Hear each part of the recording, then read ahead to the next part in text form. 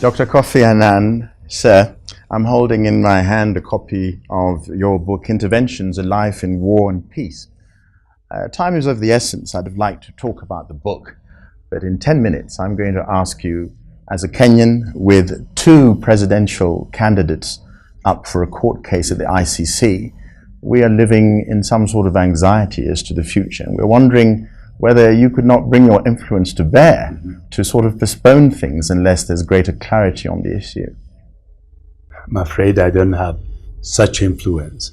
And as you know, the only body that can defer a case before the ICC is the Security Council. An earlier attempt had been made by the Kenyan government, not only with the Security Council, but sent delegations around the world, and that did not lead to the desired results. I don't think it will work again this time if it were to be tried. And also, the prosecutor herself was in Kenya and made it clear that she's taken to her calendar and that the Kenyan political calendar will not interfere with the work of the court. So I'm afraid the train has left the station. But sir, in terms of your experience, is there not an issue where we can see the potentiality for a bloodbath, so to speak, and you're saying that nothing can happen from the international community to let things run their course simply because there are these legal niceties, as it were? I hope we are not heading towards a bloodbath. I must say, you surprised me when you raise the issue of a bloodbath related to a court case that is intended to deal with the alleged impunity, alleged crimes against humanity, a court case that is designed to give justice to the victims. It would be really tragic if that were to lead to a bloodbath.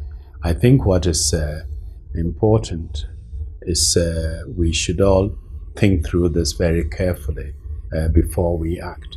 And that was the advice I offered last time I was here.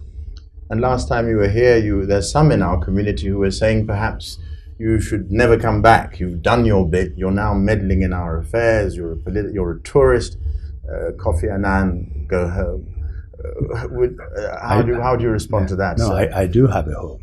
Yeah. And I have lots of things to do. But what is happening here and what I'm doing here is also quite important. I believe I came here with my 2 other colleagues, President Nkapa and Mrs. Graça Machel, the wife of President Mandela, after the 2007 elections and the explosion of violence that followed it. And we were grateful to the Kenyan people that they worked together and pull themselves from the brink. All could have been lost. If we were able to save it, it's a credit to the Kenyan people who were shocked by the events and were determined to protect themselves and pull back. There was also an agenda agreed to by all the parties. The 4-item agenda included major reforms, and the reforms are going on, and we've been working with the parties towards implementation of that reform. And we have an understanding with them that we will work on the process through the elections of next year. And I think if Kenya can get it right and have a free, fair elections 5 years after that conflict, it will be such a credit to the Kenyan people. They will set an incredible example for the continent and for the rest of the world. In fact, you've already achieved so much. Through the hard work and dedication of Kenyan civil society, religious leaders, businessmen, all stakeholders, you today have perhaps one of the most progressive constitutions in the world. We have to give that constitution meaning. We have to give it life. We should not let it flounder.